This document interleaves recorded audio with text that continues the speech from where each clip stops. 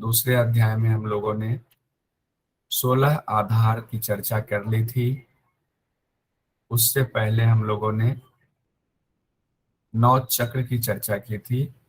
तो जो क्वेश्चन आया हुआ है वो एक बताता हूँ। जैसे 16 आधार हमने पढ़ा, एग्जाम में ये आया हुआ है जीसी नेट जेआरएफ में कि 16 आधार की चर्चा किस अध्याय में है। नहीं, इस तरह नहीं आया था, इस तरह आया था कि दूसरे अध्याय में, सिद्ध सिद्धांत पद्धति के दूसरे अध्याय में कितने आधार की चर्चा है। तो उसमें ऑप्शन में 16 12 इस तरह से करके था, तो 16 आधार की चर्चा है। हो सकता है पलट करके इस तरह भी सवाल आ जाए कि 16 आधार की चर्चा सिद्ध सिद्धांत पद्धति के किस अध्याय में है। तो द्वितीय अध्याय में है। सवाल इतना ही आता है, इसी तरह से आया हुआ है। हम लोगों ने भले ही पूरा डिटेल देख लिया हुआ था कि 16 आधार कौन कौन से हैं। अब उसके बाद हम लोग बढ़ते हैं लक्ष्य त्रय की तरफ। इसमें 3 लक्ष्य बताए गए हैं, जिसको लक्ष्य बना करके ध्यान की विधि बताई गई है। इससे पहले भी जो 16 आधार थे उसमें भी ध्यान की विधि बताई गई थी। अब 3 लक्ष्य, अंतर लक्ष्य, बहिर्लक्ष्य और मध्यम लक्ष्य, ये 3 लक्ष्य बताए गए हैं। अंतर लक्ष्य 5 की चर्चा की गई है, 9 बहिर्लक्ष्य की चर्चा की गई है, 11 मध्यम लक्ष्य की चर्चा की गई है सिद्ध सिद्धांत पद्धति में। तो एग्जाम की दृष्टि से आपका 2 तरह से सवाल जैसे आधार वाले में आया था वैसे ही आ सकता है। तो मुझे नहीं लगता है कि किन्हीं को दिक्कत होगी, क्योंकि अगर पूछ दिया जाए कि सिद्ध सिद्धांत पद्धति में कितने लक्ष्य की चर्चा है, तो हम लोग आसानी से बता सकते हैं कि सिद्ध सिद्धांत पद्धति में 3 लक्ष्य की चर्चा है। और अगर नाम दे दे अंतर लक्ष्य, बहिर्लक्ष्य और मध्यम लक्ष्य, तो इसको भी याद करना कोई मुश्किल काम नहीं है। अंतर अंदर वाले लक्ष्य की बात हो गई, बहिर्लक्ष्य बाहर वाला हो गया, और मध्यम लक्ष्य दोनों के बीच का मान करके इस तरह से हम लोग याद कर लेंगे। तो 3 लक्ष्य हमारा याद हो गया। फिर भी डिटेल एक बार जानने की दृष्टि से, एग्जाम की दृष्टि से तो इतना ही काफी है। डिटेल जानने की दृष्टि से एक बार बस सरसरी निगाह मार लेते हैं। जो 5 अंतर लक्ष्य हैं उसमें कहा गया मूल कंद से लेकर ब्रह्मरंध्र तक। मूल कंद का अर्थ है जो मूलाधार चक्र में मूल कंद है, उससे लेकर ब्रह्मरंध्र तक श्वेत रंग की ब्रह्म नारी सुषुम्ना का स्मरण करना है। अब यहाँ पर जो बात निकल कर आती है, सुषुम्ना नारी को श्वेत रंग कहा गया है और इसका दूसरा नाम ब्रह्म नारी भी कहा गया है। तो इस तरह से मन में सवाल आ सकता है कि सुषुम्ना श्वेत रंग की है और इसका नाम ब्रह्म नारी भी है। ये अगर एग्जाम में आ जाए सुषुम्ना का रंग किस तरह का है, तो श्वेत रंग का है और इसे ब्रह्म नारी भी कहा गया है, तो इसका ध्यान करना है। और उसके अंदर करोड़ों विद्युत की प्रभा से युक्त ऊपर जाती मूर्ति का ध्यान करना है। ये किस मूर्ति की बात हो रही है, तो ये कुंडलिनी की बात हो रही है, जो करोड़ों विद्युत की प्रभा से युक्त है और जो सुषुम्ना में विहार कर रही है, उसका ध्यान करना है। दूसरा, ललाट से थोड़ा ऊपर गुल्लट मंडल है। ललाट जिसको हम फोरहेड कहते हैं, उससे थोड़ा ऊपर गुल्लट मंडल कहा गया है। ये शब्द नया है जो हम लोगों ने बाकी शास्त्र में नहीं पढ़ा है। गोलट मंडल कहाँ है, तो ललाट से थोड़ा ऊपर है। उसमें चमकते तारे के समान ज्योति का ध्यान करना है। मतलब कल्पना करना है कि चमकते तारे के समान वहां ज्योति है। ये अंतर लक्ष्य की बात हो रही है। तीसरा अंतर लक्ष्य में कहा गया है भ्रमर गुफा, यानी भ्रमर गुफा में भंवरे की आकृति की तरह लाल ज्योति का ध्यान करें। सब में अथवा अथवा अथवा लगा हुआ है, या तो इसका ध्यान कर लें, या तो इसका कर लें, या तो इसका कर लें। दोनों कान को दोनों तर्जनी से बंद कर लें, और जब हम दोनों कान को दोनों तर्जनी से बंद करते हैं तो सिर के अंदर हमें धू धू करके आवाज सुनाई देती है। उस ध्वनि पर मन को ले जाए, यानी मन को उस ध्वनि में लय कर दें। ये अंतर लक्ष्य में एक ध्यान की प्रक्रिया बताई गई है कि कैसे लक्ष्य को तय करना है। कहा गया है कि अथवा पांचवा तरीका ये है, आंख के अंदर पुतली के आकार वाली नीली ज्योति को मन से देखें। आंख के अंदर जो पुतली है, कहते हैं उसके आकार की नीली ज्योति को मन से देखना है। इसी तरीके से अंतर लक्ष्य 5 बताया गया है, एक चाहे दो चाहे तीन, जिस पर भी आपको लक्ष्य करना है, ध्यान करना है, उसको कर सकते हैं। हर जगह अथवा शब्द का इस्तेमाल किया गया है। अब आगे कहा गया है बहिर्लक्ष्य। बहिर्लक्ष्य में बाहर का लक्ष्य लेना है ध्यान करने के लिए। तो कहा गया है नाक के आगे 4 अंगुल पर, आपकी जो नासिका है उससे 4 अंगुल पर नीली ज्योति को देखना है। ऐसा ध्यान करना है, ऐसा इमेजिनेशन करना है कि नाक के आगे 4 अंगुल पर नीली ज्योति है। कहते हैं अथवा नाक से 6 अंगुल नीचे धुएं के रंग के वायु तत्व को देखें। वायु तत्व को धूम्र रंग बताया गया है, धुएं के आकार के वायु रंग का ध्यान करें। कहा गया अथवा 8 अंगुल नीचे, यानी नाक से 8 अंगुल नीचे लाल वर्ण के अग्नि तत्व का ध्यान करें। ये बहिर्लक्ष्य की चर्चा चल रही है। उसके बाद कहते हैं अथवा नाक से 10 अंगुल नीचे कल कल करते जल तत्व का ध्यान करें। अथवा 12 अंगुल नीचे पृथ्वी तत्व का ध्यान करें। ये लक्ष्य त्रय में हम लोग बढ़ रहे हैं। अथवा आकाश की ओर मुख करके, 12 अंगुल तक हो गया, अब कहते हैं आकाश की ओर मुख करके किरणों से व्याप्त आकाश को देखें, उस पर चित्त एकाग्र करें, चित्त निर्मल हो जाएगा ऐसा ध्यान करने से। ये बहिर्लक्ष्य की चर्चा हो रही है। कहते हैं अथवा ऊपर दृष्टि करके मध्य आसमान यानी आकाश को देखें, ज्योति के मूल उद्गम का साक्षात्कार करें। यानी कि ज्योति का मूल उद्गम आकाश को माना गया है, तो आकाश में ज्योति के मूल उद्गम का साक्षात्कार करें, ध्यान करें। अथवा आकाश में यहाँ वहां कहीं भी देखें, चित्त आकाश के समान निर्मल हो जाता है। कहा गया अथवा अपने दोनों नेत्रों से तपाए हुए सोने के समान वर्ण वाली पृथ्वी को देखे। जैसे कि सोने को तपाते हैं, उसका जो रंग होता है, कहते हैं वैसे ही रंग की कल्पना पृथ्वी के लिए करें और उस पर ध्यान लगाएं तो आपकी दृष्टि स्थिर होती है। ये बहिर्लक्ष्य में 9 लक्ष्य की चर्चा की गई है। उसके बाद मध्यम लक्ष्य की चर्चा है, इसमें 11 लक्ष्य बताए गए हैं। एक एक लाइन में इसमें बताया गया है। आधार के बिना, कोई आधार नहीं, जैसे बाकी जगहों पर आधार दिया गया है, स्थान दिया गया है कि ब्रह्मरंध्र में या नाक से 4 अंगुल बाहर या 6 अंगुल नीचे, तो एक आधार दिया गया है। अब कहते हैं कि ऐसा कोई आधार नहीं है, बिना आधार के श्वेत वर्ण, श्वेत वर्णा लिखा चला है, श्वेत वर्ण को मन से देखें, ध्यान करें। अथवा लाल वर्ण को देखें, लाल रंग को देखें, अथवा कृष्ण यानी काले रंग को देखें, अथवा अग्नि वर्ण को देखें। ये सब मध्यम लक्ष्य की बात है। अथवा अग्नि की लपट जो होती है उसका जो रंग है उसके समान देखें। अथवा ज्योति रूप में देखें, अथवा सूर्य मंडल के आकार को देखें, अथवा चंद्र मंडल को देखें, अर्ध चंद्र के मंडल को देखें, यानी अर्धचंद्राकार आकृति यहाँ कहने का तात्पर्य है, उसको देखने की कोशिश करें, यानी मन से देखें, वहां मन ले जाएं, ध्यान करें। अथवा स्थान रहित देखें कि कोई स्थान नहीं, रिक्त स्थान को देख रहे हैं, शून्य को देख रहे हैं। यहाँ स्थान रहित से तात्पर्य शून्य से है। अथवा केवल अपने शरीर मात्र को देखें, अथवा खंडित पिंड मात्र का ध्यान करें। एग्जाम की दृष्टि से बहुत महत्वपूर्ण नहीं है, लेकिन एग्जाम की दृष्टि से ये जरूर महत्वपूर्ण है। सिद्ध सिद्धांत पद्धति में कितने लक्ष्य की चर्चा की गई है और किस अध्याय में की गई है। तो लक्ष्य त्रय की चर्चा की गई है और द्वितीय अध्याय में है। हो सकता है लक्ष्य त्रय का नाम भी दे दे, तो अंतर लक्ष्य, बहिर्लक्ष्य और मध्यम लक्ष्य, ये एग्जाम की दृष्टि से महत्वपूर्ण है। उसके बाद हम आते हैं व्योम पंचक, यानी 5 आकाश की चर्चा की गई है।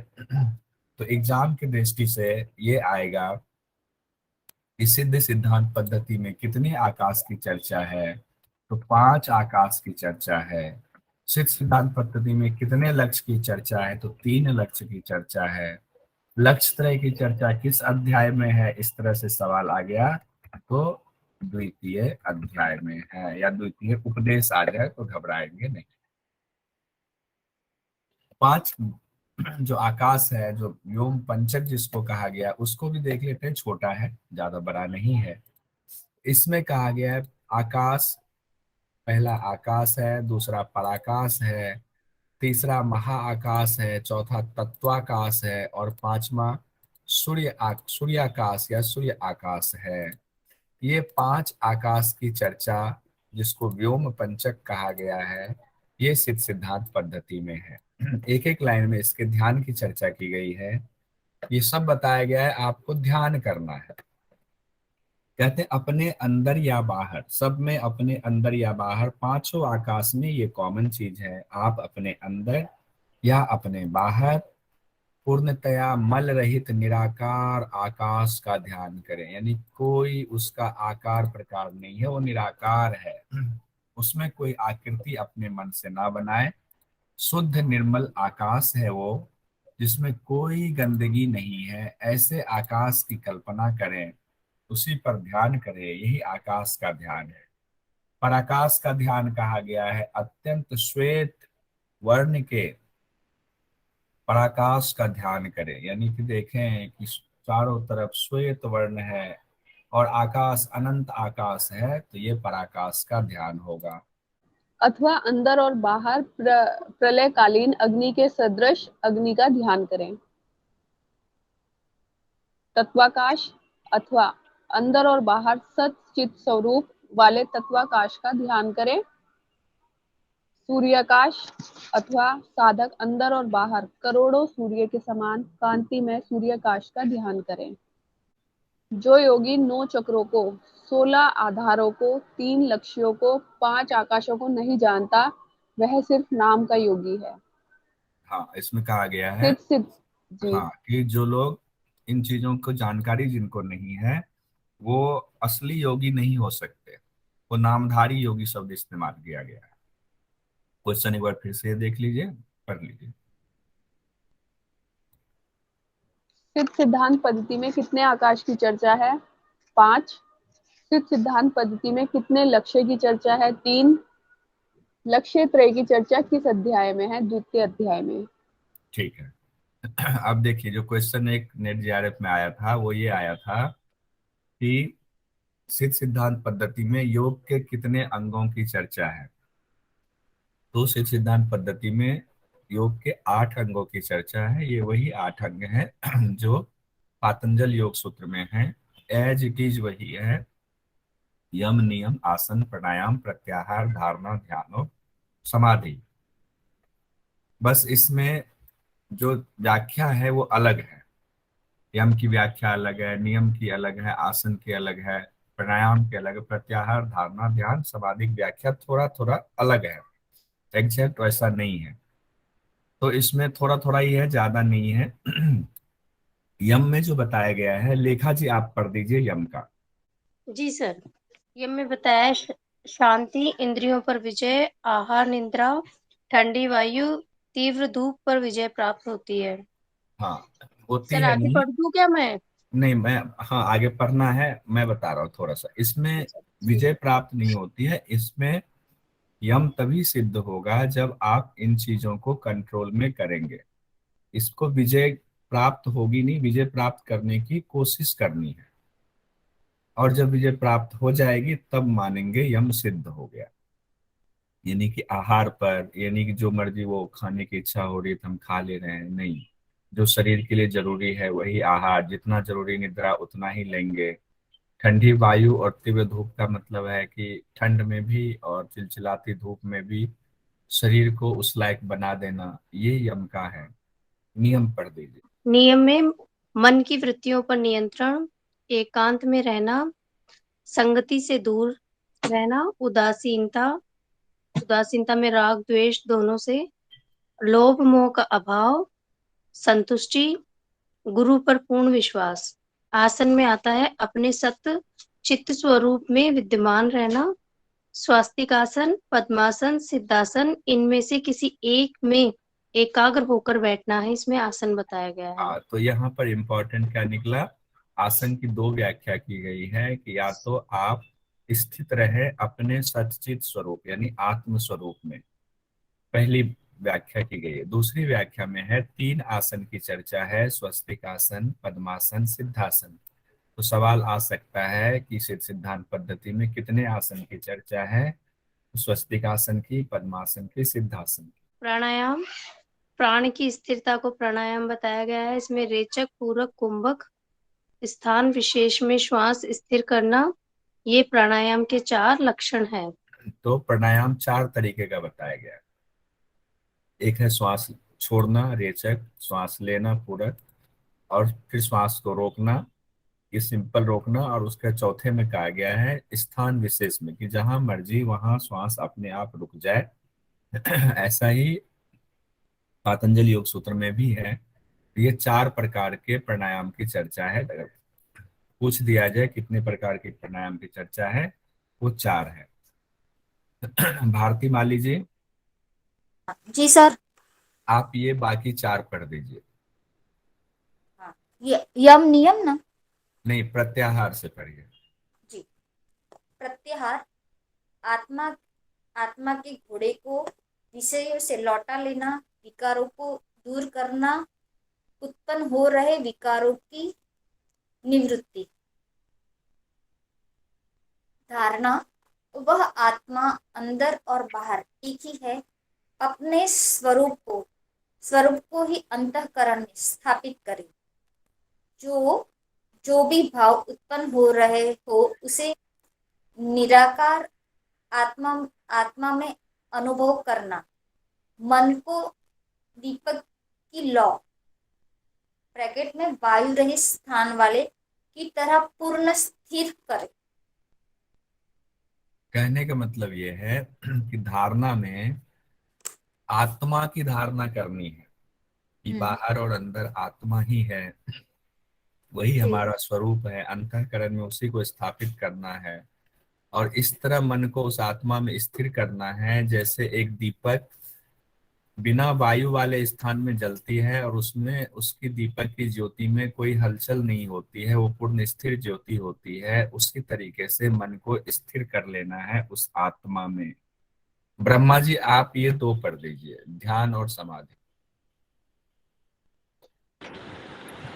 अद्वैत भाव रखना, चित्त में जो कुछ भी भाव पदार्थ है वही आत्मा है। चित्त में जब जो कुछ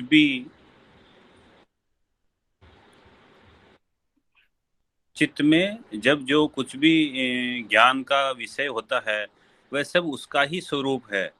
ऐसी भावना करना, सब प्राणियों के प्रति समभाव रखें। मतलब सब कुछ आत्मा ही है, अद्वैत भाव। अब अद्वैत का मतलब आ गया ना कि द्वैत नहीं है, सब ब्रह्म है। पेड़ पौधा, पशु पक्षी, इंसान सब ब्रह्म है। ऐसी भावना जब आपकी हो जाती है तो ये ध्यान की स्थिति कही जाती है। अब समाधि की स्थिति। नेक्स्ट है समाधि। अंतःकरण में सभी तत्वों की सम अवस्था, मन का क्रियाहीन होकर पूर्ण स्थिर होना, वो भी बिना प्रयत्न के पूर्ण स्थिति, ये समाधि लक्षण है। ठीक है, अब ये क्वेश्चन है 3, इसको पढ़ लीजिए। और इसका सिद्ध सिद्धांत पद्धति में योग के कितने अंगों की चर्चा है? तो इसमें सिद्ध सिद्धांत पद्धति में योग के 8 अंगों की चर्चा की गई। ये सवाल आया हुआ था,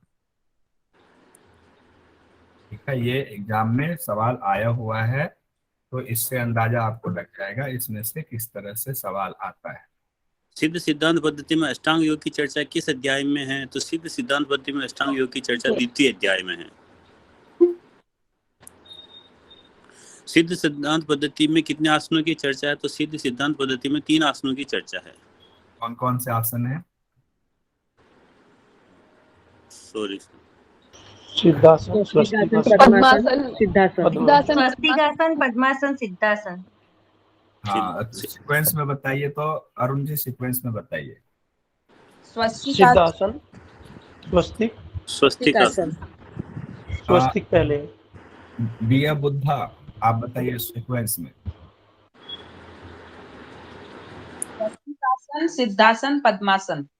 हाँ, स्वस्तिकासन, पद्मासन, फिर सिद्धासन। अब तभी थोड़ा सा वो हो गया। ठीक है, पहले है स्वस्तिकासन, स्वस्तिकासन, पद्मासन और सिद्धासन। हाँ,